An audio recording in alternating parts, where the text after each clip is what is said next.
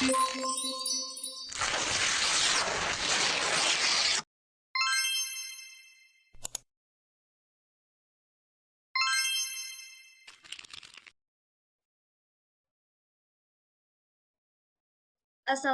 warahmatullahi wabarakatuh. Kami dari kelompok 7 Agribisnis D, Praktikum Dasar Perlindungan Tanaman. Di sini kita akan menjelaskan mengenai hasil dari praktikum kami. Sebelum itu, izinkan kami memperkenalkan diri terlebih dahulu, dimulai dari saya. Perkenalkan, nama saya Safila Asyahida Al-Haq dengan NIM 2103211000119. Saya Hidayat Hikmah Amelia dengan NIM akhir 115. Saya Salha dengan NIM akhir 127. Saya Hoirul Anam dengan NIM 2103211000122. Baik, terima kasih. Sebelum kami menjelaskan hasil praktikum kami, di sini saya akan menjelaskan sedikit mengenai simptomatik. Simptomatik merupakan bagian dari fitipatologi yang menyelidiki, melukiskan, serta membanding-bandingkan penyakit tumbuhan. Nah, fitipatologi sendiri ini merupakan cabang ilmu biologi yang mempelajari penyakit tumbuhan. Secara morfologi, gejala penyakit tumbuhan dibedakan menjadi 3, yaitu yang pertama nekrotis, hipoplastis, dan hiperplastis. Di sini saya akan men-share screen terlebih dahulu.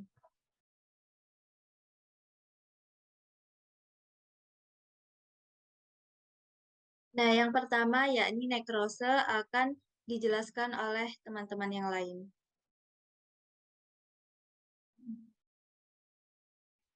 Yang pertama yaitu gejala nekrotis. Gejala nekrotis yaitu gejala yang disebabkan karena adanya kerusakan pada sel atau bagian sel atau selnya mati. Pada gambar tersebut menunjukkan tanaman itu mengalami gejala nekrotis dengan jenis nekrose. Gejala nekrose pada tanaman ini disebabkan karena matinya sel atau sekumpulan sel yang terbatas pada jaringan tertentu, sehingga membentuk bercak-bercak atau noda-noda berwarna coklat atau hitam yang kemudian dapat menjadi kelabu keputih-putihan.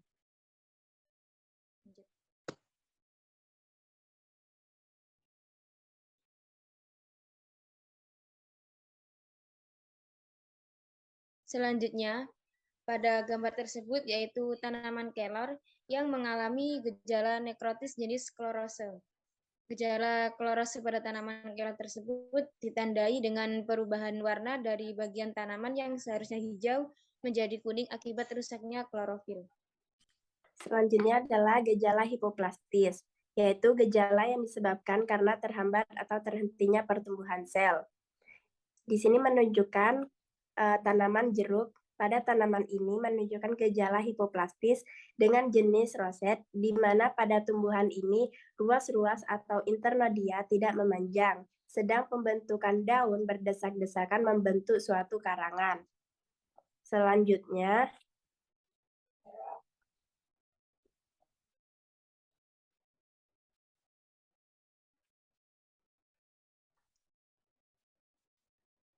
gejala hipoplastis yang kedua yaitu dengan jenis perubahan simetri yang menunjukkan hambatan pertumbuhan pada bagian tertentu yang tidak disertai dengan hambatan pada bagian lainnya. Dapat menyebabkan terjadinya penyimpangan bentuk.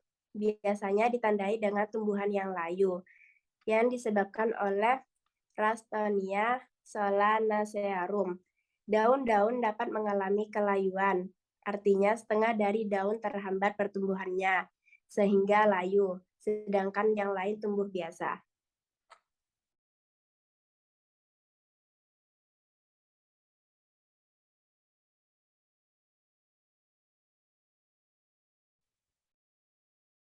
Nah, selanjutnya yaitu sesidia atau tumor. Sesidia atau tumor adalah akan setempat berupa bisul-bisul atau bintik-bintik yang terdiri dari jaringan tumbuhan bersama-sama dengan penyebab penyakit atau dapat juga diri dari tumbuhan saja. Di sini dapat kita lihat bahwa daun mangga ini mengalami bintik-bintik seperti bisul di daunnya. Biasanya disebabkan oleh karena serangan hewan seperti terserang tungai atau disebabkan oleh tumbuhan.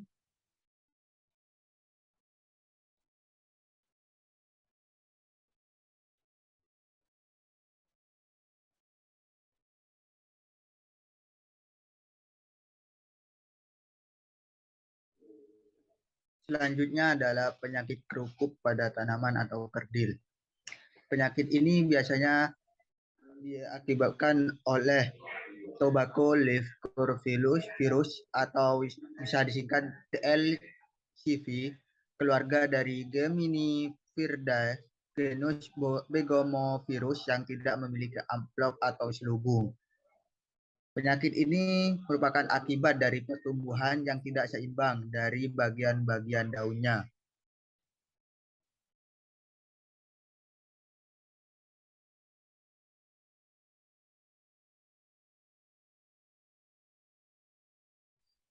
Nah, itu tadi adalah penjelasan dari hasil praktikum dasar perlindungan tanaman acara 1.